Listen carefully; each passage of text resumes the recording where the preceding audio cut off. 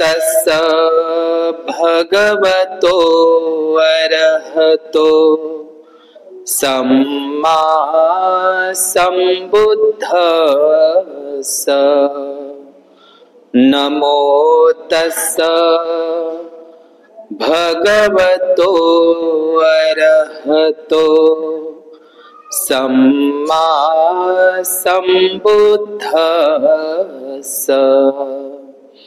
नमो तस्स भगवतो अरहतो सम्मा सम्बुद्धस्स।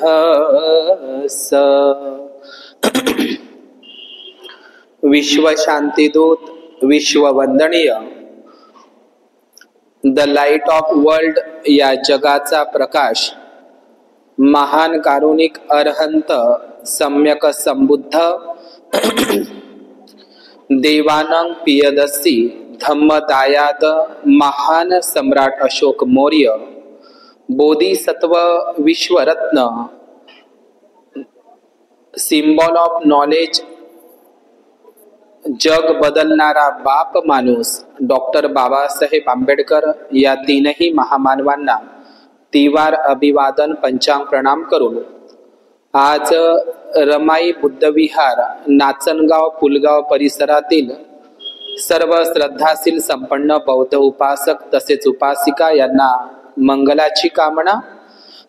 आज एक आदर्श पिता म्हणून, एक आदर्श व्यक्ती सुभेदार मेजर रामजी आंबेडकर किंवा रामजी सकपाळ आंबेडकर यांचा जयंती दिवस म्हणजे 14 नोव्हेंबर डॉक्टर बाबासाहेब आंबेडकर या भिवाची जडणघडण करण्यामध्ये एका आदर्श पित्यांची म्हणजे रामजी बाबा सकपाळ आंबेडकरांची महत्वाची भूमिका आहे। सुभेदार मेजर रामजी आंबेडकर या जयंतीच्या दिनाच्या निमित्तानं विशेष धम्मदेसना म्हणून बिरसा मुंडा यांचा जयंती जन्मोत्सव उद्याला संपूर्ण भारतभर हा दिवस बिरसा मुंडा जयंती म्हणून सर्व भारतामध्ये हा जन्मोत्सव साजरा केला जात असतो 15 नोव्हेंबर रोजी। तर हा बिरसा मुंडा जयंतीच्या निमित्तानं या प्राचीन भारतामधील एससी एसटी आणि ओबीसी, एससी एसटी ओबीसी हे प्राचीन काळातील आदिवासी नागवंशी हे मूल निवासी, प्राचीन काळातील हे नागमुंडा आदिवासी प्राचीन काळातले बुद्धिस्टच आहे। आजचे नागमुंडा आदिवासी मूल निवासी ज्यांना म्हटलं जातं यांचा हिंदू ब्राह्मणी धर्माशी काही संबंध नाही। एखाद्या ख्रिश्चन व्यक्तीला जर विचारलं की आपण ख्रिश्चन कसे काय, तर तो सांगेल की आम्ही बाप्तिस्मा ग्रहण केलेली आहे म्हणून आम्ही ख्रिश्चन। एखाद्या मुस्लिम व्यक्तीला जर विचारलं तर आपण मुस्लिम कसे काय, तर ते म्हणतील आम्ही सुन्नता ग्रहण केलेली आहे म्हणून आम्ही मुस्लिम आहोत। पण या भारतातल्या कुठल्याच आदिवासी नागमुंडा बांधवांना विचारलं की आपण हिंदू कसे काय, तर त्यांच्याकडे त्यांचं उत्तर नाही आहे। आदिवासींचा मूलनिवासी बांधवांचा जे नागमुंडा आदिवासी बुद्धिस्ट होते, तर या नागमुंडा आदिवासींचा हिंदू ब्राह्मणी धर्माशी काही संबंध नाही।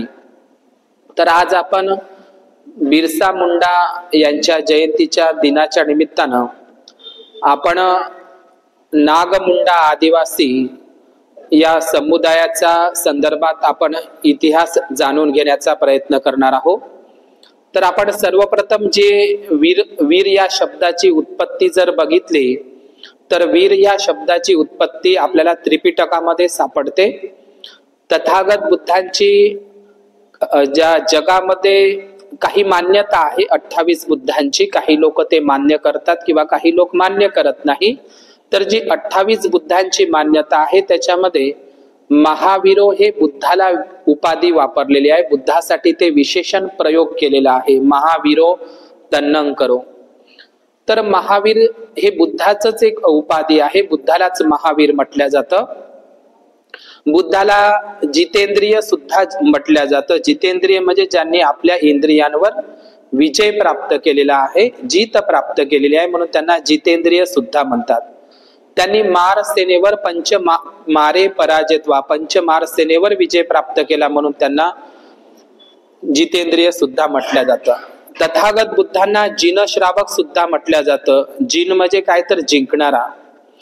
तर धम्मपदामध्ये वीर या शब्दाची आपण उत्पत्ती जर बघितली तर वीर हा त्रिपिटक बौद्ध साहित्यामधला शब्द आहे. तर तथागत बुद्धांनी परमवीर कोणाला म्हणावं, परमवीर कोणाला म्हणावं, तर तथागत बुद्ध म्हणतात जो राजा हजारो युद्ध जिंकतो त्याला परमवीर म्हटल्या जात नाही, पण जो स्वतःला जिंकतो, स्वतःला जिंकण्याचं ज्यांच्याकडे सूत्र आहे, जो स्वतःला जिंकतो, स्वतःला इंद्रियाला जिंकतो, स्वतःला वश करतो, अप्रमादी जीवन त्यागून प्रमादी जीवन त्यागून अप्रमादी जीवन जगतो, जो स्वतःला जिंकतो तोच खरा परमवीर म्हणून ओळखलं जातं. आपल्या महाराष्ट्रामध्ये एकविरा हे एक ठिकाण आहे कारल्याच्या बुद्धलेणीवर. तर एकविरा त्या ठिकाणी सुद्धा आपल्याला वीर हा शब्द दिसतो. तर एकविरा म्हणजे कोण, तर एकविरा हे बुद्धांच्याच आईचं नाव आहे जी कोलीय वंशाची होती. एका वीराला म्हणजे सिद्धार्थ गौतम बुद्धाला जन्म देणारी हे एकवीरा महामाया होती, म्हणून बुद्धाच्या आईला एकवीरा महामाया ही म्हटल्या जातं आणि बुद्धाला एकवीर महावीर म्हणून सुद्धा म्हटल्या जातं. आदिवासी बांधव समुदायामध्ये या वीर शब्दांची जी उत्पत्ती झाली आहे, या वीरवरूनच वीरांगना ही दुर्गावती जी नाव आहे, आदिवासी समाजातली एक सम्राज्ञी आहे, नागमुंडा आदिवासी सम्राज्ञी वीरांगना दुर्गावती. वीर या शब्दावरून अनेक शब्द तयार झाले, जसे की वीरप्पन आहे किंवा वीरप्पा हे कर्नाटकमध्ये एक विशेष नाव प्रसिद्ध आहे.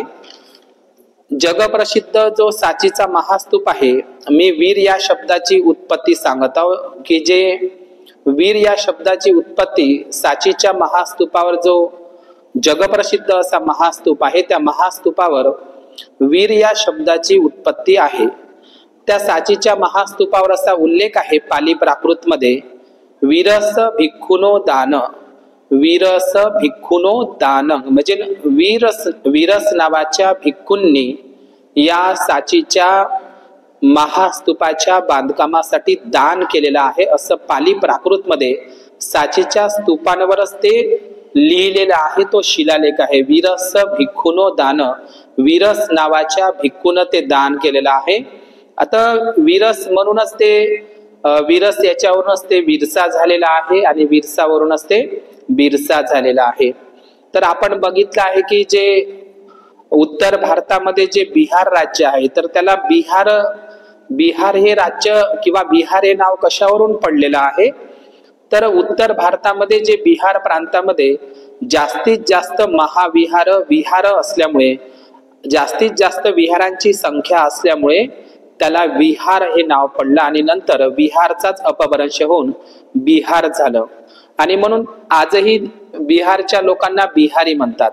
काही लोक बिहारी लोकांचा राग करतात, द्वेष करतात, तर बाके बिहारी हे बुद्धांसाठीच म्हटलेलं आहे. जे लोक विहारी आहे, ज्यांचा विहाराशी संबंध आहे, ते जे विहारी म्हणा किंवा बिहारी म्हणा हा सारखा शब्द आहे, समानार्थी शब्द आहे. तर सांचीच्या स्तूपावर जे विरसा नावाच्या भिक्खूंचंच नाव आहे, सांचीच्या स्तूपावर उल्लेख आहे विरसा नावाचा भिक्खू आहे. तर जसं विहारला बिहार म्हणतात, तसंच वीर या शब्दाच्या ठिकाणी बीर हा शब्द आहे. तर ते ऍक्च्युली तो बिरसा शब्द नाही, तो विरसा शब्द आहे. विरसा हे एका भिक्खूचं नाव आहे आणि विरसावरूनच ते बिरसा झालेला आहे. नंतर बिरसा म्हणजेच काय, तर बिरसा मुंडा झालेला आहे. मुंडा शब्दांची सुद्धा एक उत्पत्ती आहे. मुंडा एवढंच नाही तर सांचीच्या स्तूपावर वीरस भिक्खूचं नाव तर आहेच, पण वीरसेनाय म्हणजे वीरसेना नावाचे 2 उपासकांच्याही दानाचा उल्लेख सांचीच्या स्तूपावर आहे. आपल्या महाराष्ट्रामध्ये जीर्णनगर किंवा त्याला शिवनेरी जुन्नर म्हणतात, जुन्नर किल्ला, त्या ठिकाणी जी शिवनेरीची बुद्धलेणी आहे, त्या बुद्धलेणीमध्ये सुद्धा वीर सेनाक म्हणजे त्या ठिकाणी सुद्धा वीर सेनाक नावाच्या बौद्ध नागवंशी उपासकांनी ती शिवनेरी बुद्धलेणी बांधलेली आहे. तो नागराजा होता. वीरसेनाक नावाचा हा शब्द, वीरसेनाक नावाचा हा शब्द आपल्याला शिवनेरीच्या बुद्धलेणीमध्ये सुद्धा सापडतो. या आंध्र प्रदेशामध्ये सातवाहनाच्या सोबतच एक राजवंश होऊन गेला, बौद्ध राजवंश. तो म्हणजे इक्ष्वाकू बौद्ध राजवंश. हा इक्ष्वाकू बौद्ध राजवंशाचा जो राजा होता तिथेही वीर शब्दाचा प्रयोग केलेला आहे. म्हणजे नागवंशी लोक वीर हे शब्द प्रयोग करत होते. तर वीर पुरुष दत्त, हा वीर पुरुष दत्त नागार्जुन कोंडा हे प्राचीन बौद्ध स्थळ आहे. त्या नागार्जुन कोंडाच्या महास्तूपांच्या बांधकामामध्ये वीर पुरुष दत्त, त्याच्या आईचं नाव होतं मातारीपुत्त. मातारीपुत्त वीर पुरुष दत्त नावाच्या त्या बौद्ध राजांनी नागार्जुन कोंडा आणि अमरावती बौद्ध स्तूपांच्या बांधकामासाठी योगदान दिलेलं आहे. आपल्या महाराष्ट्रामध्ये मी वीर शब्दांची उपाधी सांगत असताना भीमा कोरेगावाचा विजयस्तंभ, या भीमा कोरेगावाच्या विजयस्तंभावर ज्या 500 नागवंशी लोकांची नावं आहेत त्याच्यामध्ये सुद्धा आपण वीर सिद्धनाग नाव ऐकलं असेल, वीर रायनाग नाव ऐकलं असेल. परंतु त्याच भीमा कोरेगावाच्या विजयस्तंभावर वीरनाग नावाचा एक सैनिक सुद्धा होऊन गेला. तर आपल्या बौद्ध साहित्यामध्ये विरूपको हिमेमेतं, विरूपक्ष हा एक शब्द येतो. वीर शब्दाचा जो अर्थ आहे, वीर शब्दाचा अर्थ आहे साहसी, पराक्रमी, शूरवीर किंवा बहादूर किंवा योद्धा असा होतो. वीर शब्दावरूनच वीर शब्द झालेला आहे. वीरसा शब्दावरूनच वीरसा शब्द झालेला आहे. नंतरच्या काळामध्ये वीरू हा शब्द आलेला आहे, वीरूच बिरू झालेला आहे. त्यानंतर बिरुदेव, बिरोबा, बिरोबा वाटेगावकर. धनगर समाज बांधवामध्ये सुद्धा बिरोबा किंवा बीरदेव किंवा बिरू किंवा बिरोबा हा एक त्यांची कुलदेवता आहे. तर हा वीर शब्दावरूनच, ज्या वीर शब्दांची उत्पत्ती बुद्धापासून तर सातवाहन राजांनी त्याचा प्रयोजन केलेला आहे. तर ज्या लोकांना, जे वीर लोक असतात, जे पराक्रमी लोक असतात, त्या लोकांना जे मरण येतं त्याला वीर मरण म्हणतात किंवा त्याला वीर गतीचं मरण म्हणतात. आपल्या भारतामध्ये परमवीर चक्र सुद्धा आहे. सम्राट अशोकांना धम्मवीर सुद्धा म्हटलं जातं. ज्यांनी बुद्धभूषण नावाचा ग्रंथ लिहिला, छत्रपती संभाजी महाराजांना सुद्धा धम्मवीर, म्हणजे त्या ठिकाणी सुद्धा वीर हा शब्द प्रयोजन झालेला आहे. आणि नंतरच्या काळामध्ये आपल्याला माहितच आहे रणवीर, राजवीर आणि महावीर हे शब्द सुद्धा बुद्धालाच महावीरो, परमवीरो आणि एकवीरो हे बुद्धांचेच नाव आहे. जैन धर्माचे संस्थापक वर्धमान यांना सुद्धा महावीर हा शब्द प्रयोजन केला जातो. पण सर्वप्रथम जगामध्ये वीर किंवा महावीर किंवा परमवीर हा शब्द बुद्धासाठीच प्रयोजन केलेला आहे. तर हा वीर किंवा महावीर या शब्दावरूनच हा वीरसा किंवा बीरसा हा शब्द तयार झालेला आहे. आपण दुसरा शब्द जर घेतला तर मुंडा हा जो शब्द आहे, मुंडा शब्दाची उत्पत्ती जर कुठून होत असेल तर ती बौद्ध साहित्यामध्ये, बौद्ध धम्म ग्रंथामध्ये मुंडन नावाचा संस्कार आहे. त्याला केश कप्पणही संस्कार म्हणतात किंवा केश कर्तनही संस्कार म्हणतात किंवा मुंडन संस्कार म्हणतात. तर मुंडन संस्कार हा भिक्खूंचा असतो, भिक्खुणींचा असतो, श्रामणेरांचा असतो, श्रामणेरींचा असतो, अनागारिकांचा असतो, जे अष्टशील धारण करत असतात. तर हे डोक्याचे केस काढणे यालाच मुंडन संस्कार म्हणतात. जे तरुण किंवा तरुणी ज्यांना भिक्खू प्रवज्या जीवन जगायचं असेल तर ते लोक केस काढतात. या केस काढण्याच्या पद्धतीलाच मुंडन प्रक्रिया म्हणतात किंवा मुंडन संस्कार म्हणतात. आपल्या मराठीमध्ये त्याला टक्कल असं सुद्धा म्हटलं जातं. जो करेल टक्कल त्याला येईल अक्कल आणि जो करेल नाही टक्कल तो राहील बेअक्कल. तर हे जे टक्कल किंवा त्याला मुंडन म्हणतो किंवा काही लोक चपड गंजू म्हणतात. सम्राट अशोकाचा एक धम्मलिपिकार होता, भिक्खू, त्याचं नाव चपड गंजू. गंजू म्हणजे काय, तर ज्याचे केस गंजे आहेत किंवा ज्यांचं गंजू किंवा टक्कल किंवा मुंडन हे मुंडा शब्दाशी संबंधित पर्यायवाची शब्द आहे. तर मुंडा हा शब्द पाली शब्द आहे. मुंडा कोणाला म्हणायचे, जे भिक्खू आपल्या दाढीचे, डोक्याचे आणि मिशीचे केस काढायचे, त्याचं मुंडन करायचे, त्या भिक्षूला मुंडा असं म्हटलं जात होतं. मुंडनधारी किंवा मुंडाधारी भिक्खू म्हणून सुद्धा ते एक विशेषण होतं, प्रयोजन होतं. तर बुद्धाच्या काळामध्ये जे 62 संप्रदाय होते त्याच्यामध्ये आजीवक पंथाचे लोक आणि जैन संप्रदायाचे लोक सुद्धा मुंडन करायचे। आणि नंतरच्या काळामध्ये ब्राह्मण पेशव्यांनी मुंडन प्रक्रिया तर सुरू केली, पण त्याच्यामध्ये शेंडी प्रक्रिया ठेवली। तर अशा प्रकारे हे टक्कल, मुंडन किंवा गंजा हे जे शब्द आहे हे मुंडा या शब्दाशी संबंधित आहे।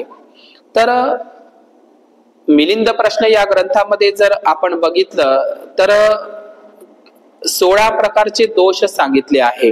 जे लोक आपल्या डोक्यावर केस वापरतात तर 16 प्रकारची कामं त्यांना आहे, एक्स्ट्रा कामं असतात त्यांना 16, ती वाढवून घेतलेली असतात। तर 16 प्रकारचे दोषातून मुक्त होता येत असतं। म्हणजे केस कापण्याचे, केस प्रवज्जा करण्याचे आणि केस काढण्याचे 16 प्रकारच्या दोषामधून मनुष्य मुक्त होत असतो। हे 16 प्रकारचे दोष मिलिंद प्रश्न या ग्रंथामध्ये उल्लेख केलेले आहे।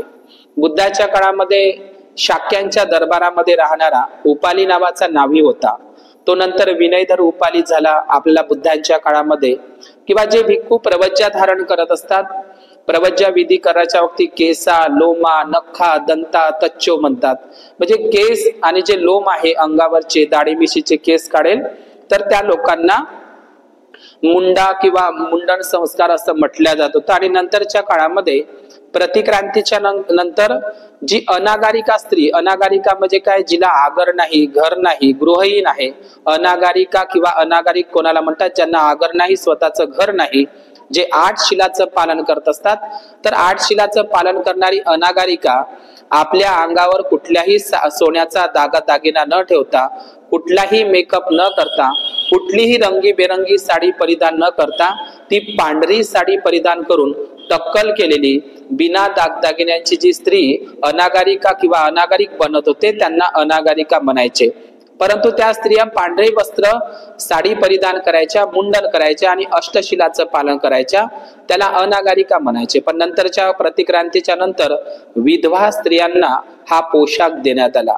आजही आपण सिनेमामध्ये पाहतो, एखाद्या सिनेमातल्या नटीचा जर पती मरण पावला तर तिला पांढरी साडी आणि तिचं मुंडन करणं, तिला मंगल कार्यालयामध्ये उपस्थित न येऊ देणं किंवा तिला मंगल कार्यालयामध्ये प्रवेश न करू देणं, तिच्यावर एक पाबंदी आणलेली आहे। जे अनागारिकाचा जो पोशाख होता, हे अनागारिकाचा पोशाख जो बौद्ध धम्मामध्ये होता, हा अनागारिकाचाच एक पोशाख म्हणून विधवा स्त्रियांना भारतामध्ये देण्यात आलेला आहे।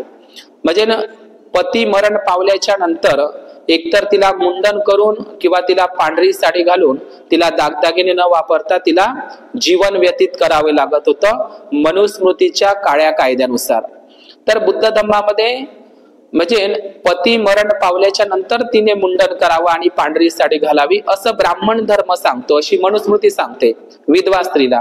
पण बुद्धाच्या धम्मामध्ये एखाद्या स्त्रीची इच्छा असेल भिक्खू जीवन जगण्याची आणि जरी तिचा विवाह झाला असेल तर अशी स्त्री पती जिवंत असतानाही ती आपल्या डोक्याचे केस काढून भिक्खू किंवा अनागारिका, भिक्खुनी किंवा अनागारिका बनू शकत होते। परंतु ब्राह्मणी धर्मानुसार पती मेल्याच्या नंतर ते पतीला टक्कल मुंडन करण्याची परंपरा होती, ती आता बंद झाली, केशवपण संस्कार होता।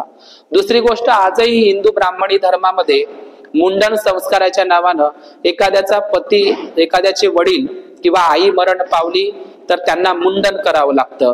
पण ही ब्राह्मणी पद्धतीचं मुंडन आहे आणि ते शेंडी ठेवतात।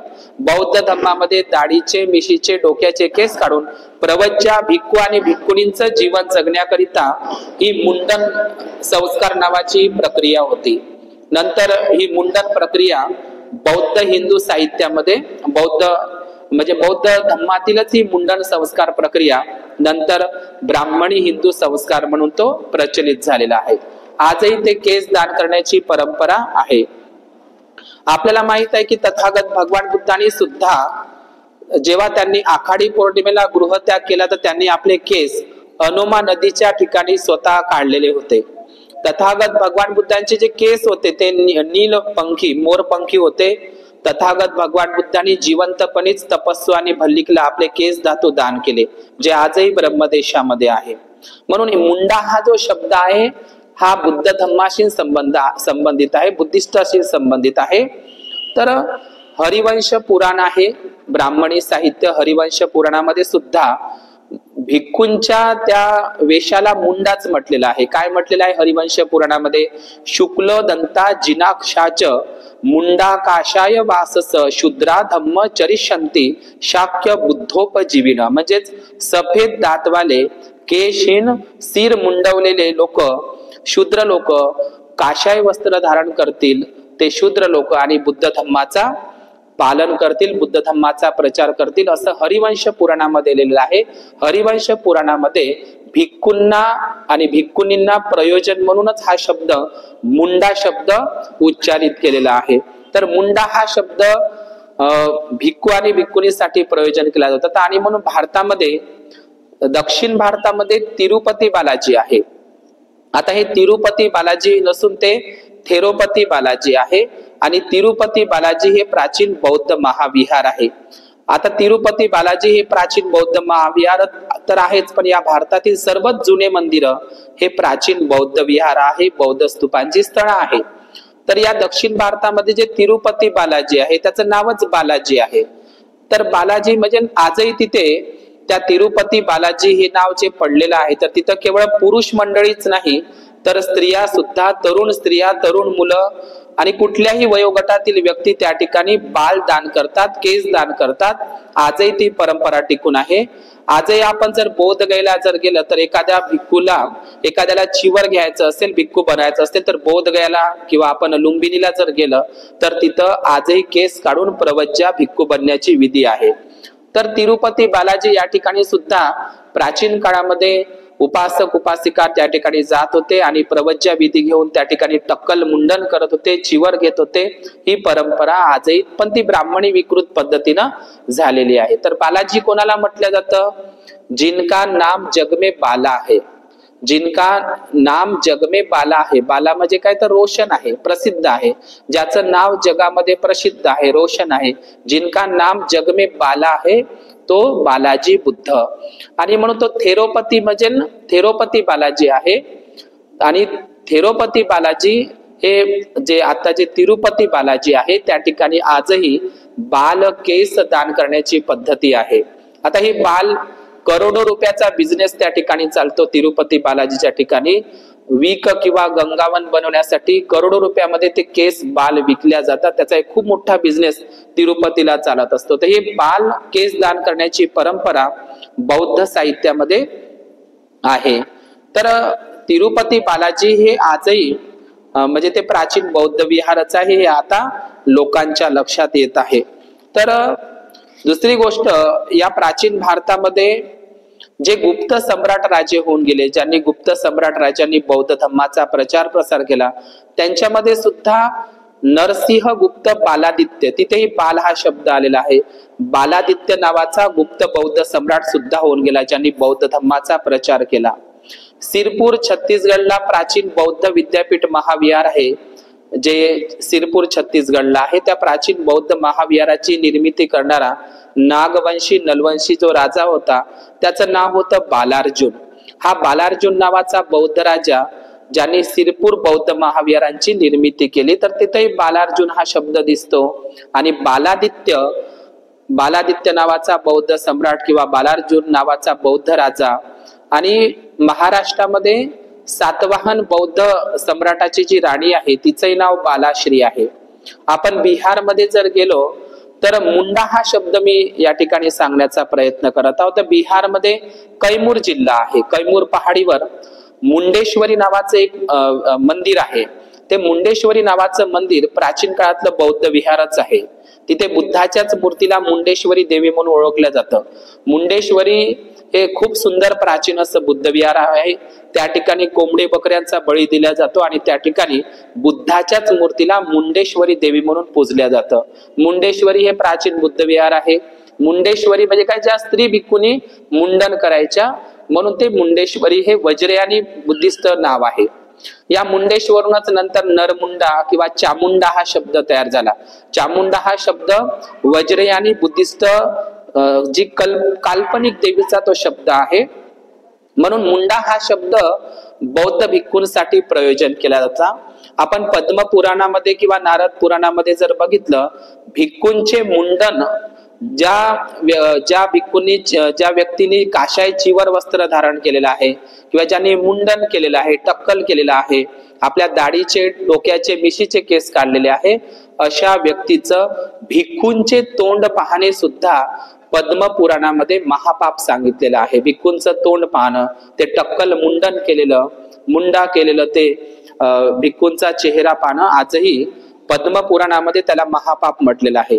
आपल्या महाराष्ट्रामध्ये सुद्धा कितीतरी काळापर्यंत ती म्हण होती, मला समजत नव्हती, ज्ञानबा तुकाराम बोडख्याचं कोणतं काम. आपण म्हणतो का नाही असं, ज्ञानबा तुकाराम बोडख्याचं काय काम. तर बोडखा म्हणजे काय, बोडखा कोणाला म्हटलाय, तर हाच तो मुंडन केलेला, मुंडा केलेला, ज्यांनी दाढीचे केस, मिशीचे केस आणि डोक्याचे केस काढलेले आहे, मुंडन केलेले आहे. मुंडन केलेल्या व्यक्तीलाच बोडखा हे मराठीमध्ये विशेषण आहे. म्हणजे बोडखा म्हणजे काय, तर मुंडा. तर मुंडा हा शब्द जरी पाली शब्दामधून इतरही भाषेमध्ये गेलेला आहे, पंजाबी मध्ये सुद्धा हा शब्द गेलेला आहे मुंडा. तिथल्या मुलांना, जे मुलगा असेल तर त्यांना जट पंजाबी म्हणतात किंवा पंजाबी मुंडा म्हणतात. मुंडा म्हणजे काय, तर मुलगा. पंजाबी मध्ये मुलीला कुडी म्हणतात आणि मुलाला मुंडा म्हणतात. हा मुंडा शब्द बौद्ध धर्मामधूनच तिकडे गेला आहे. जट मुंडा किंवा पंजाबी मुंडा म्हणून ते ओळखलं जातं. छत्तीसगड असेल किंवा मध्य प्रदेश असेल, मध्य भारतामध्ये सुद्धा काही आदिवासी बांधव मुलाला मुंडा हा शब्द प्रयोजन करतात. मुलगी असेल तर तिला टुरी म्हणतात आणि मुलगा असेल तर टुरा म्हणतात. परंतु मुंडाई हा शब्द आदिवासी मूलनिवासी बांधव मध्य भारतामध्ये प्रयोग करताना दिसतात. तर या भारतामध्ये उत्तर प्रदेशामध्ये त्याच्यावरून काही गावांची आणि शहरांची सुद्धा नावं पडलेली आहे. जसं उत्तर प्रदेशामध्ये मुंडाखेडा आहे आणि राजस्थानमध्ये मुंडा गाव किंवा मुंडेर किंवा मुंडेती.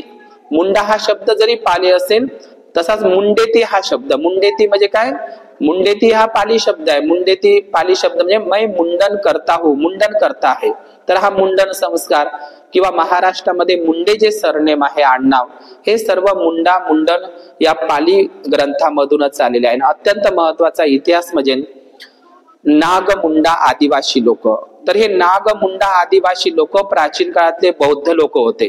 तर ही नागमुंडा आदिवासी लोक नेपाळ, भूतान आणि संपूर्ण भारतामध्ये बांगलादेश, ओडिसा असेल, पश्चिम बंगाल असेल, बिहार असेल, उत्तर प्रदेश असेल, झारखंड, मध्य प्रदेश असेल, छत्तीसगड मध्ये असेल, संपूर्ण जम्बूद्वीप भारतामध्ये हे नागमुंडा आदिवासी लोक, जनजाती लोक आहे. आणि हे नागमुंडा आदिवासी जनजातीचे लोक प्राचीन काळातले बुद्धिस्ट लोक होते, ते नाग लोक होते. बौद्ध धर्माशीनच त्यांचा संबंध होता. म्हणजे आदिवासी नागमुंडा जमात किंवा आदिवासी नागमुंडा समाज प्राचीन काळात ते बुद्धिस्ट लोक होते, हे मी या ठिकाणी सांगण्याचा प्रयत्न करत आहोत. हा लाईट चमकत आहे का याचा, तर याचा मोबाईलचा. तर नागमुंडा हे जे आदिवासी नागमुंडा आहे, हे आदिवासी नागमुंडा, हे आदिवासी जे नागमुंडा आहे, तर हे आदिवासी नागमुंडाचं जे प्रमुख ठिकाण आहे, झारखंड मध्ये छोटा नागपूर पठार आहे. जसं आपल्या महाराष्ट्र विदर्भामध्ये नागपूर आहे, ज्या ठिकाणी बाबासाहेबांनी धम्मदीक्षा दिली, नाग लोकांचं ते नागपूर. तर तसंच झारखंड या राज्यामध्ये छोटा नागपूर पठार आहे, त्याला नाग पठारही म्हणतात किंवा छोटा नागपूर पठार म्हणतात.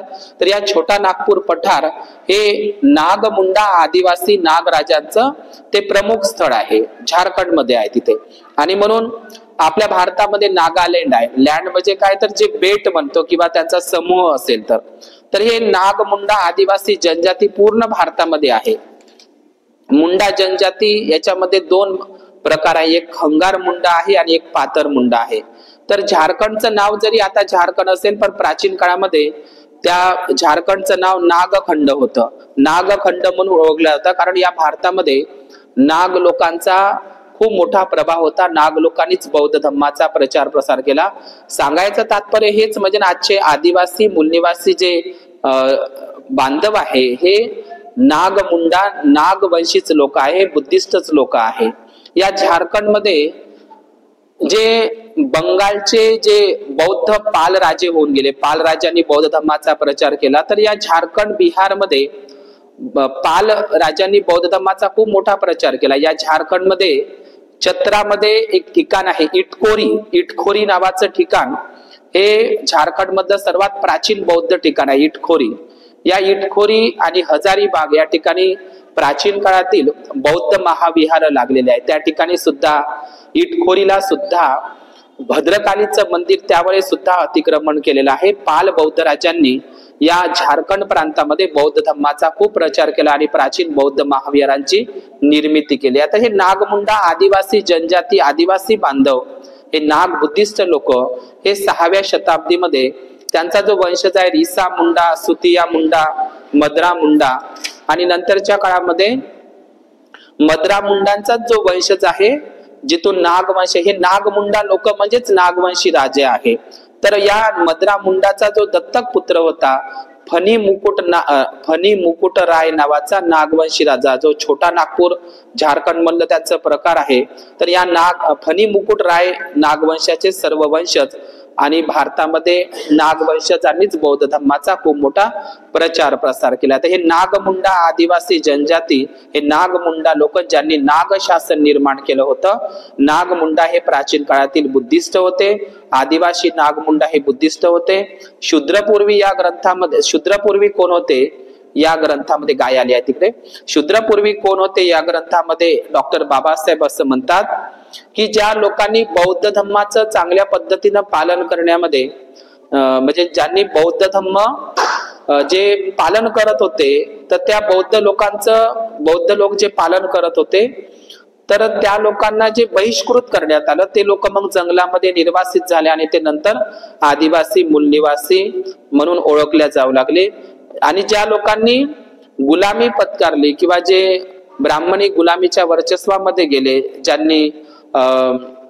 ज्यांनी समजा हार मानली, ते लोक नंतर ते ब्राह्मणी धर्मामध्ये परिवर्तन झाले. पण ज्या लोकांनी बौद्ध धर्मामध्ये परिवर्तन केलं किंवा ते बौद्ध धर्माशी जुळून राहिले, अशा लोकांना बहिष्कृत करून बुद्धाच्या काळामध्ये आपण एक बुद्धाने त्याचा धम्म जर ग्रंथ जर घेतला तर कालाम सुत्ता आपल्याला सगळ्यांना माहित आहे. कालाम लोकांच्या वस्त्या, तर एक कालाम सुत्तामध्ये आजची जी कोलाम जनजाती आहे जी जंगला पहाडामध्ये राहते, तर हे बुद्धाच्या काळातलेच कालाम लोक म्हणजे आजचे कोलाम. कारण ते बुद्धाच्या काळामध्ये बुद्ध त्या कालामांच्या वस्तीत जाते. ते कालाम लोक शिकार करत होते, शिकारीवर त्यांची उपजीविका होती, ते शिकार करणारे जगणारे होते. ते हे आजचे कालाम जे जनजाती लोक होते बुद्धाच्या काळातले, ते आजचे कोलाम म्हणून. आजचे हे कोलाम हे प्राचीन काळातले बुद्धिस्टच होते, हे आपण लक्षात घेतलं पाहिजे. तर आजच्या या ठिकाणी या बिरसा मुंडाच्या जयंतीच्या निमित्तानं जे 3 शब्द खास करून प्रयोजन केलं जातं. वनवासी, त्यांना एक तर वनवासी सुद्धा म्हटलं जातं. काही लोक त्यांना आदिवासी म्हणतात आणि काही लोक मूल निवासी म्हणतात. काही लोकांना असं एक भ्रम पडलेला आहे की मूल निवासी हा बामसेपनं एक प्रयोजन केलेला शब्द आहे, पण मूल निवासी हा शब्द गुलामगिरी पुस्तकामध्ये SC ST OBC जे शूद्रातिशूद्र नागवंशी लोक आहे, या सर्व SC ST OBC लोकांना सर्वप्रथम मूल निवासी हा शब्द प्रयोग राष्ट्रपिता ज्योतिराव फुलेंनी गुलामगिरी पुस्तकामध्ये केलेले आहे. तर हे मूल निवासी शब्द सर्वप्रथम ज्योतिबा फुलांनी प्रयोग केलेला आहे. तर मूल निवासी, आदिवासी आणि वनवासी. आता वनवासी कोणाला म्हणतात? आपण वर्षावास शब्द ऐकला असेल, वर्षा अधिक वास, तसाच वन अधिक वास. वन म्हणजे काय तर जंगल. तर वनामध्ये वास करणारे, वास म्हणजे काय? वास म्हणजे वास्तव्य करणारे, एकांतवास करणारे, अज्ञातवास करणारे, वनामध्ये जीवन व्यतीत करणारे. तर ते आता वनामध्ये वास करणारे जे लोक होते ते तथागत बुद्ध आणि तथागत बुद्धांच्या भिक्खू संघ हा जास्तीत जास्त वनामध्ये वास करतो. वास करतो म्हणजे तो वास्तव्य करतो, राहतो, एकांतवास करतो, म्हणून भिक्खूंनाच वनवासी म्हटलं जात होतं. तर हे वनवास हा जो शब्द आहे, म्हणून आजही आपण हिंदीमध्ये जंगल में मंगल हा शब्द प्रयोजन करतो. तर जंगल में मंगल म्हणजे काय? तर ज्यांना काही सत्य शोधायचं असेल तर त्यांना जंगलामध्ये जाऊन ते शोध घ्यायचा असतो. जसं सिद्धार्थ गौतमांनी 6 वर्ष वनवास केला. वनवास हा शब्द याच्यासाठी प्रयोजन करत आहोत मी की बुद्धाने 6 वर्ष ज्या वनामध्ये वनवास केला ते ठिकाण म्हणजे उर्वेला वन, इथेही वन शब्द आलेला आहे. तर नंतरच्या काळामध्ये सीतेचा वनवास किंवा मग 5 पांडवाचा वनवास हे नंतर शब्द आलेला आहे. तर बुद्धाने ज्या उर्वेला वनामध्ये 6 वर्ष जो वास केला होता, त्यांनी खडतर तपश्चर्या केली होती, तर त्या बुद्धांच्याच त्या 6 वर्षाच्या तपेला बुद्धांचं आपण जर बघितलं तर बुद्धांचं अर्ध आयुष्य हे वनामध्येच गेलेलं आहे. बुद्धाचा म्हणजे सिद्धार्थ गौतमाचा जन्म सुद्धा लुंबिनी वनात झाला, त्यांना ज्ञान प्राप्ती सुद्धा उर्वेला वनामध्ये झाली, म्हणून बुद्धालाच वनवासी सुद्धा म्हटलं जातं. म्हणून आजही बौद्ध साहित्यामध्ये आपल्याला उर्वेला वन, लुंबिनी वन, जेतवन, शालवन, निग्रोध वन, अंजन वन, खदीर वन, आम्रवन, अशोक वन हे शब्द आपल्याला सापडतात. म्हणजे बुद्ध आणि बुद्धांचा जो भिक्खू संघ आहे हा वनामध्ये वास करत होता, म्हणून त्यांनाच वनवासी हा शब्द प्रयोजन केला जात होता. आणि या भारतामध्ये सुवर्णगिरी म्हणून ओळखल्या जात होता. आजचं जे कर्नाटक जे राज्य आहे, या कर्नाटकला सम्राट अशोकाच्या काळामध्ये सुवर्णगिरी प्रदेश म्हणायचे, सुवर्णगिरी. आणि या सुवर्णगिरी म्हणजे आजच्या कर्नाटकची जी प्राचीन राजधानी होती ती होती वनवासी. आजही वनवासी नावाचं प्राचीन शहर कर्नाटक मध्ये आहे, वनवासी. तर हे वनवासी कर्नाटकची प्राचीन राजधानी होती. ज्याप्रमाणे वाराणसी हे प्राचीन बौद्ध नगर होतं, त्याचप्रमाणे वनवासी हे कर्नाटक मधलं प्राचीन बौद्ध स्थळ होतं. ज्या महान सम्राट अशोकाने जी 3री धम्मसंगीती पाटलीपुत्र पटण्याला भरवली होती आणि देश विदेशामध्ये बौद्ध भिक्खू पाठवले, तर याच सुवर्णगिरी एरियामध्ये वनवासी या राज्य प्रांतामध्ये यवन रक्षित नावाच्या भिक्खूला वनवासी प्रदेशामध्ये पाठवलं होतं. हे वनवासी प्राचीन बौद्ध स्थळ आहे, त्या ठिकाणी कदंब बौद्ध राज्य होऊन गेले. या कदंब बौद्ध राजे यांनी सुद्धा बौद्ध धर्माचा प्रचार प्रसार केलेला आहे. कदंब बौद्ध राजांचं ते राजधानी आहे आणि वनवासी हे प्राचीन बौद्ध स्थळ आहे. वनवासी हे ठिकाण आजही तुम्हाला सापडतं. नागार्जुन कोंडाच्या जे महास्तूप आहे किंवा अमरावतीचे महास्तूप आहे प्राचीन, त्यांच्यामध्ये वनवासी येथील बौद्ध उपासक उपासिकांचा योगदान आहे. आपल्या महाराष्ट्रामध्ये जे लोणावळ्याची बुद्धलेणी आहे, कार्ला बुद्धलेणी, या कार्ला बुद्धलेणीला वनवासीच जुनं नाव पुन्हा वैजयंती आहे. वैजयंती आणि वनवासी हे एकाच शहराची नावं. तर या वनवासी वैजयंती या शहराचा भूतपाल श्रेष्ठी नावाच्या वनवासीच्या त्या वैजयंतीच्या भूतपाल श्रेष्ठीनं या कार्ल्याच्या बुद्धलेणीला दान केल्याचा उल्लेख आहे. तर हे वनवासी हा शब्द बुद्धिस्ट आहे. सम्राट अशोकांनी वनवासी या प्रदेशामध्ये यवन रक्षित नावाच्या भिक्खूला धम्म प्रचारासाठी पाठवलेला आहे. तर आजचे जे नागमुंडा आदिवासी जनजाती आहे हे मूलनिवासी प्राचीन काळातले नागवंशी बुद्धिस्ट आहे. आता जे आदिवासी मूलनिवासी लोक आहे यांची संस्कृती कोणती, तर आदिवासी मूलनिवासी हे लोक प्रकृती पूजक आहे, निसर्ग पूजक आहे. सूर्य, चंद्र, तारे, नदी, पर्वत यांची ते पूजा करतात. आणि त्यांचा एक विशिष्ट धर्म आहे. हिंदू ब्राह्मणी धर्माशी आदिवासी धर्माचा काही संबंध नाही. त्यांचा एक प्राचीन एक पारंपरिक धर्म आहे, त्याला सरना धर्म म्हणतात. आजही छत्तीसगड, झारखंड, मध्य प्रदेश आणि संपूर्ण भारतातील नागमुंडा आदिवासी लोक सरना धर्माचं पालन करतात. सरना धर्म. आता सरना धर्म म्हणजे काय, तर सरना हा शब्द पाली आहे. मी वंदनेमध्ये नेहमी म्हणत असतो, ती शरण शरणागमन संपूर्ण, ती शरण शरणागमन संपूर्ण. आता शरणा म्हणजे काय, तर शरणा म्हणजे बुद्ध शरण, धम्म शरण आणि संघ शरण. या 3 शरणाला जो शरण गेलेला आहे, ज्याने या 3 शरणाचं गमन केलेलं आहे, म्हणून त्यांना शरणागमन म्हणतात. शरणा हा शब्दच पाली आहे. आणि आदिवासी नागमुंडा या लोकांचा प्राचीन पारंपरिक सरना धर्म आहे. आणि सरना धर्मातील हे जे आदिवासी बांधव आहे साल वृक्षाची पूजा करतात. साल वृक्षाला पवित्र देवता म्हणून ते मानतात. आदिवासी जे नागमुंडा लोक आहे, मध्य प्रदेश, झारखंड, छत्तीसगड, संपूर्ण भारतामध्ये जे नागमुंडा आदिवासी लोक आहे हे शाल वृक्षाला खूप पवित्र मानतात. शाल वृक्षाची ते पूजा करतात. आणि आपल्याला माहित आहे की छत्तीसगड मध्ये 36 महामाया बुद्धाच्या आईच्या नावाचे 36 महाविहार आहे. महामाया आणि साल वृक्ष याचा संबंध आहे. म्हणून आपल्याला सर्वांना माहित आहे की सिद्धार्थ गौतमाचा जन्म सालवृक्षाखाली झाला. सिद्धार्थ गौतम बुद्धाचे महापरिनिर्वाण सालवनामध्ये झाले. म्हणजे सालवृक्षाखालीच जन्म आणि सालवृक्षाखालीच त्यांचं महापरिनिर्वाण झालं. आपण पाहतो की जीवकची आई होती, जीवकच्या आईचं नाव सालवती होतं. त्याला इंग्रजीमध्ये सालवृक्षाला शौर्या म्हणतात किंवा त्याला शाल्मली म्हणतात संस्कृत भाषेमध्ये. तर हे आदिवासी नागमुंडा मूलनिवासी लोक प्राचीन काळातील बौद्ध लोक आहे आणि ते साल वृक्षाची पूजा करतात. आजही ते पूजा करतात. साल वृक्षाची झाडं फक्त लुंबिनीच्या तराई प्रांतातच नाही तर मध्य प्रदेश, झारखंड, छत्तीसगड या सर्व मध्य भारतामध्ये साल वृक्षाची झाडं आहे.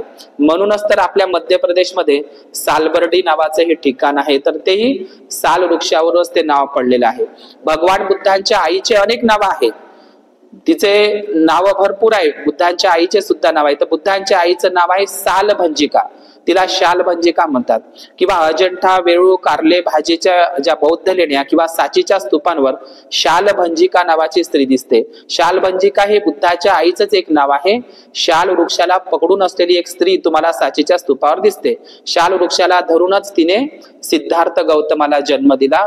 बुद्धाच्या आईला महामाया देवीला सालभंजिका म्हणतात आणि हे सालभंजिका मूर्त्या तुम्हाला प्रत्येक बौद्ध स्तूपांवर आणि लेण्यांवर दिसते. तर हे साल वृक्ष किंवा सालवन म्हणजे सिद्धार्थ गौतमाचा जन्मही सालवृक्षाखाली झाला आणि त्यांचा महापरिनिर्वाण सुद्धा सालवृक्षाखालीच झालेला आहे. म्हणून संपूर्ण बौद्ध लेण्यांमध्ये आणि बौद्ध स्तूपांवर, साचीच्या स्तूपावर शाल वृक्षांची पूजा बौद्ध उपासक उपासिका करताना दिसतात. म्हणजे केवळ बौद्ध उपासक उपासिकाच नाही तर आदिवासी नागमुंडा हे सुद्धा प्राचीन काळातले बुद्धिस्टच होते आणि तेही सुद्धा आजही बुद्धांच्या त्या जन्माचं प्रतीक म्हणून ज्या झाडाखाली जन्म झाला सालवृक्षाखाली, त्या सालवृक्षाची पूजा आजही ते आपल्याला करताना दिसतात. आजही ती आदिवासींमध्ये परंपरा आहे. सालवृक्षाला ते पवित्र मानतात, पूजनीय मानतात आणि ते निसर्ग पूजकही आहे. आणि सालवृक्षाची एवढंच नाही तर आदिवासी नागमुंडा जमात पिंपळ वृक्षाची, सालवृक्षाची, वटवृक्षाची सुद्धा ते पूजा करतात.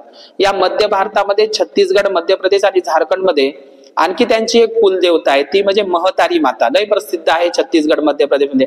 महतारी माता, तिची पूजा करतात आदिवासी बांधव. आता महतारी माता म्हणजे काय तर महतारी म्हणजे महाथेरी. जसं भिक्खूला थेरा म्हणतात तर तसेच भिक्खुनीला महाथेरी म्हणतात. तर महाथेरी हे नंतरचं अपभ्रंश झालं महतारी माता. महतारी माता नावाची योजना सुद्धा मध्य प्रदेशामध्ये आहे, छत्तीसगडला. तर ही महाथेरी शब्दावरूनच हा महातारी शब्द झालेला आहे. आणि महतारी माता ही त्यांची कुलदेवी. म्हणजे ते बुद्धांच्या आईचं महाप्रजापती गौतमीचं किंवा भिक्खुनींच्या नावावरून ते महाथेरीहूनच महतारी माता झालेला आहे. आम्ही गेल्या वर्षी छत्तीसगडमध्ये एक प्रदेश आहे, त्या प्रदेशामध्ये भोंगापाल नावाचं ठिकाण आहे ज्याला बस्तर म्हणतात. तर हे बस्तर नावाचं, भोंगापाल नावाचं ठिकाण छत्तीसगडला आहे. तर हे छत्तीसगडला प्राचीन काळामध्ये राजा प्रसेनजिताची ती सत्ता होती. छत्तीसगडला प्राचीन काळामध्ये दक्षिण कोसल म्हणायचे किंवा त्याला महाकोसल म्हणायचे. तर या दक्षिण कोसल, महाकोसल म्हणजे आजच्या छत्तीसगडमध्ये जो बस्तर जिल्हा आहे छत्तीसगडमध्ये त्याला महाकांतार म्हणायचे. महाकांतार. आजही आदिवासी लोक त्या बस्तर जिल्ह्याच्या परिसराला महाकांतार म्हणतात. महाकांतार या शब्दाचा अर्थ होते जिथे घनदाट जंगल आहे, घोर वन आहे. घनदाट जंगलाचं ठिकाण म्हणजे त्याला कांतार म्हणतात किंवा महाकांतार म्हणतात. तर या महाकांतार मध्ये म्हणजे बस्तर जिल्ह्यामध्ये एक प्राचीन बौद्ध स्थळ लागलेलं आहे नदीच्या काठामध्ये, घनदाट जंगलामध्ये. तर तिथे बुद्धांची मूर्ती लागलेली आहे. माझ्या मोबाईल मध्ये आम्ही गेल्या वर्षी त्या ठिकाणी गेलो तर तिथं बुद्धांच्या मूर्तीला आदिवासी लोक त्याची पूजा करतात. पण ते पूजा कशी करतात, त्याला बुद्धादेव म्हणून पूजा करतात. बुद्धादेव म्हणजे ना बौद्ध लोक म्हणजे त्यांना ते अज्ञानापोटी करतात. आदिवासी बांधव त्या बुद्धांच्या मूर्तीला, त्या भोंगापालला बुद्धादेव म्हणून त्याची पूजा करतात. काही लोक त्याला बडादेव म्हणून पूजा करतात. तर हे बुद्धादेव म्हणजे काय तर, बुद्धा म्हणजे काय तर बुद्धालाच ते बुद्धादेव म्हणतात किंवा बडादेव म्हणतात किंवा महादेव म्हणतात किंवा देवादिदेव. तर बुद्धादेव, बडादेव, महादेव आणि देवादिदेव हे बुद्धांचीच नाव आहे. बुद्धालाच देवादिदेव, देव आदी देव म्हणजे देव मनुष्यांचे शास्त्रात देव आदी देव म्हणजे बुद्धादेव, बडादेव, महादेव आणि देवादिदेव म्हणजेच आदिदेव कोण? बुद्ध आहे. आदिनाथ बुद्धालाच म्हणतात. म्हणून आदिवासींचा जो नाथ आहे तर तो आदिनाथ बुद्ध आहे. म्हणून बुद्धालाच आदिदेव म्हणतात आणि आदिदेववरच ते आदिनाथ झालेला आहे. आदी म्हणजे काय तर जो प्रथम भगवान आहे. प्रथम आदी म्हणजे काय तर जो मूळ आहे, जो प्रमुख आहे, प्रथम आहे. बुद्धांचे अनेक नाव आहे. बुद्धाला लोकनाथ म्हणता आपण, लोकनाथेन पूजिता. लोकनाथ, सारनाथ, विश्वनाथ, जगन्नाथ, आर्यनाथ, स्वयंभूनाथ, सिंहनाथ हे सगळे बुद्धांची नावं आहे. कारण या भारतामध्ये जेवढे काही नाथपंथी लोक आहे, नाथपंथी हे प्राचीन काळातले बुद्धिस्ट होते. नवनाथ हे बुद्धिस्ट होते. जे 84,000 सिद्धनाथ आहे हे बुद्धिस्ट होते. नाथ संप्रदायातलाच एक उपसंप्रदाय आहे, त्याचं नाव आहे आदिनाथ संप्रदाय. आता आदी कोणाला म्हटलंय? जो प्रथम भगवान आहे, प्रथम मूळ आहे. बुद्धालाच आदिनाथ म्हणतात आणि या आदिनाथ बुद्धाचेच वंशज म्हणजे आदिवासी. आदिनाथ बुद्धांचे वंशज म्हणजे आदिवासी बांधव आहे. आणि म्हणून बुद्धांचं अमरकोश ग्रंथामध्ये भगवान बुद्धाला आदित्य बंधू म्हटलेलं आहे. आणि बुद्धांचं आदित्य नावाचं गोत्र आहे. बुद्धांचं लोकनाथ, सारनाथ जसं नाव आहे तसंच बुद्धाला आदित्यनाथही म्हणतात आणि बुद्धाला आदिनाथ म्हणतात. आदिनाथ म्हणजे जो प्रथम मूळ पुरुष आहे, प्रथम भगवान आहे, म्हणून भगवान बुद्धालाच आदिनाथ म्हणतात. आणि या आदिनाथ बुद्धांचेच हे बौद्ध अनुयायी आजचे आदिवासी लोक आहेत. तर बुद्धांनाच तर हे भोंगापाल नावाचं ठिकाण, त्या ठिकाणी बुद्धादेव म्हणून त्याची पूजा करतात. तर हे महाकांतार प्रदेश म्हणजे काय? तर महाकांतार म्हणजे तेच बुद्धादेव. या ठिकाणी आदिवासी बांधव मोठ्या प्रमाणात जातात, त्या बुद्धादेव बडादेवची पूजा करतात. त्या छत्तीसगडला त्याला कांतारा प्रदेश म्हणायचे. आता ते अलीकडे सिनेमा आलेला आहे कांतारा. तर कांतारा कोणाला म्हटलात किंवा महाकांतारा कोणाला म्हटलात? कांतार किंवा कांतारा या शब्दाचा अर्थ आहे घनदाट जंगल किंवा घोरवन. हे महाकांतार प्रदेश एके काळामध्ये बौद्ध प्रदेश होता. महाकांतार प्रदेशावर राजा दक्षिण कोसल राजा, जो नागवंशी नलवंशी राजा आहे, त्यांची सत्ता होती. म्हणून बुद्धालाच बुद्धादेव म्हणून आदिवासी बांधव पूर्ण मध्य भारतामध्ये पूजल्या जातात. आपल्या महाराष्ट्र विदर्भामध्ये एक नाग गोंड म्हणतात. गोंड म्हणजे काय आणि गोंडवाना म्हणजे काय? तर जे अंड आहे, म्हणजे पृथ्वी कशी अंड्यासारखी गोल आहे असं म्हणतात, म्हणून हे नाग गोंड लोक आपल्या भारतामध्ये, आपल्या विदर्भामध्ये गोंडिया जिल्हा आहे. तर गोंडिया हे नाव नाग आदिवासी गोंड वरूनच पडलेलं आहे. अलीकडे त्याचं नाव बदललेलं आहे. ते गोंड आदिवासी नाग लोकांचं ते गोंडिया होतं. गोंड लोक आदिवासी नाग गोंड लोकांचं ते प्रदेश होता, म्हणून त्याला गोंडिया म्हणायचे. आता ब्राह्मणी व्यवस्थेत त्याचं नाव गोंडियाचं गोंदिया केलेलं आहे. आणि अशा प्रकारे या गोंदिया प्रांतामध्ये सुद्धा नागरा नावाचं बौद्ध विद्यापीठ होतं, जे नाग गोंड आदिवासी मूलनिवासी नागवंशी लोकांनी बांधलेलं होतं. आपल्या विदर्भामध्ये आपल्याला सर्वांनाच माहित आहे, ज्या या नाग गोंड आदिवासी मूलनिवासी लोकांनी अनेक किल्ल्यांचं बांधकाम केलेलं आहे. चंद्रपूर मधला माणिकगड किल्ला हा आदिवासी नाग गोंड राजे लोकांनीच, बुद्धिस्ट लोकांनीच बांधलेला आहे. माहूरगडचा किल्ला असेल, हाही सुद्धा आदिवासी नाग गोंड बौद्ध लोकांनीच बांधलेला आहे. या आदिवासी नाग गोंड समुदायामध्ये 7 देवे हा एक प्रकार आहे. 7 देवे, 6 देवे. तर 7 देवे म्हणजे काय? 7 देव म्हणजे कोणते? तर आपण वेरूळच्या बुद्ध लेणीला गेलं तर तुम्हाला 7 बुद्धांच्या मूर्त्या, त्याला ज्यांना मानुषी बुद्ध म्हणतात, 7 बुद्ध एका लाईनीमध्ये आपल्याला दिसतात. या 7 बुद्धाला मानणारे म्हणजे 7 देवे आदिवासी. आजही ते एकमेकांमध्ये सोयरिका लगन वगैरे जोडत नाही. तर 7 देवे हे 7 बुद्धांच्या मूर्त्या, ते 7 देवांना म्हणजे बुद्ध देवांना पूजणारे. तसेच सप्तमातृका, औरंगाबादच्या लेणीमध्ये जर गेला आपण बौद्ध लेण्यामध्ये, तिथं सप्तमातृका ह्या बौद्ध उपासिका त्या ठिकाणी दिसतात. किंवा अहमदनगर जिल्ह्यामध्ये ढोकेश्वर बुद्ध लेणी आहे. या ढोकेश्वर बुद्ध लेणी मध्ये सुद्धा सप्तमातृका ह्या वज्रयानी बुद्धिस्ट संकल्पनिक देवता आहे.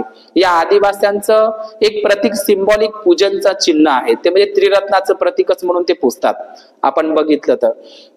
दुसरी गोष्ट, आदिवासी बांधव हे निसर्ग प्रकृती पूजक असल्यामुळे ते इंद्रधनुष्यामध्ये जे 7 रंग आहे त्या 7 रंगाचाच त्यांचा झेंडा आहे. आदिवासी बांधवांनीच भीमबेटका नावाच्या त्या ठिकाणी पेंटिंग केलेले आहे जगप्रसिद्ध. आदिवासी बांधवांचा आणखी एक संस्कृती म्हणजे ते लोक पगडी धारण करतात. आता पगडी ही परंपरा कोणाची आहे? शाक्य राजांपासून तर मौर्य राजांच्या प्रत्येक शिल्पामध्ये, सातवाहन राजांच्या प्रत्येक शिल्पामध्ये तुम्हाला कार्लेभाजे अजिंठा वेरूळच्या लेण्यांवर जर तुम्ही बघितलं तर पगडी घातलेले बौद्ध नागराजे तुम्हाला दिसतात. तर पगडी ही परंपरा वारकऱ्यांमध्ये गेली, मौर्यांकडे गेली, शिखांकडे आणि मुस्लिमांकडे ही परंपरा गेली आहे. आज आदिवासी मुंडा बांधव एवढंच नाही तर बिरसा मुंडांच्या डोक्यावर सुद्धा तुम्हाला पगडी परंपरा दिसते. तर ही पगडी परंपरा बुद्धिस्ट आहे. बुद्धाचे आणि आदिवासी नागमुंडा जमातीचे एक वैशिष्ट्य म्हणजे बुद्धाचे बाल हे घुंगराले आहे. आदिवासी बांधव समुदायामध्ये जास्तीत जास्त घुंगराले बाळाचे लोक दिसतात, तसेच आफ्रिकेमध्ये सुद्धा दिसतात. तर हे वैशिष्ट्य सुद्धा आपल्याला दिसते. तर हे बिरसा मुंडा, वीर आणि विरसा म्हणजे जो वीर आहे, ज्याला वीर मरण वीर गती आलेली आहे, तर या बिरसा मुंडांचा जे जयंती आहे त्या निमित्तानं मी सांगत असताना या बिरसा मुंडांचा जन्म 1875 मध्ये 15 नोव्हेंबरला झाला. 19व्या शताब्दीमध्ये उली हातू नावाच्या गावामध्ये झारखंडमध्ये वयाच्या 25व्या वर्षी त्यांना ब्रिटिशांनी फाशी दिली. आता फाशी देत असताना आता आपल्याला एवढं सांगितलं जातं की बिरसा मुंडा हे क्रांतिकारी होते, ते इंग्रजांच्या विरुद्ध लढले. परंतु ते केवळ ही अर्ध सत्य गोष्ट आहे. ते केवळ इंग्रजांच्या विरुद्धच लढले नाही बिरसा मुंडा, तर ते ब्राह्मण जमीनदारांच्या विरुद्ध, जमीनदार वर्ग होता किंवा ब्राह्मणशाही विरुद्ध त्यांनी लढा दिलेला आहे. ब्राह्मणांनीच त्यांना पकडून दिलं. ब्राह्मण जमीनदार वर्गानेच इंग्रजांना, जसं संभाजी महाराजांना पकडून दिलं होतं औरंगजेबाला, जसं भगतसिंगाची फाशी वाचवली नाही इथल्या ब्राह्मण अनुयायांनी, तर तशाच पद्धतीनं बिरसा मुंडा यांना इंग्रजांनी पकडून देण्यामध्ये ब्राह्मणांचा खूप मोठा हात आहे. वयाच्या 25व्या वर्षीमध्ये झारखंडच्या रांची जेलामध्ये त्यांचा मृत्यू झालेला आहे, संदिग्ध मृत्यू झालेला आहे. तर ब्राह्मण या जमीनदार ब्राह्मण वर्गानेच बिरसा मुंडाला इंग्रजांना ते पकडून देण्यामध्ये मदत केलेली आहे. केवळ ते इंग्रजांविरुद्धच लढले नाही, तर त्यांनी ब्राह्मण जमीनदाराविरुद्ध सुद्धा आपला उलगुलान केलेला होता. आदिवासी हे अजिबात हिंदू नाही. आदिवासी लोकांमध्ये आणि जे SC ST OBC लोकांमध्ये जय सेवा किंवा जय जोहार हा एक अभिवचन आहे. येता जाता जय सेवा. जय सेवा म्हणजे काय? जल, जंगल आणि जमीन यांचा सन्मान करणं, यांचं रक्षण करणं, याच्या रक्षणासाठी जीवाची आहुती देणं, म्हणून ते जय सेवा म्हणतात.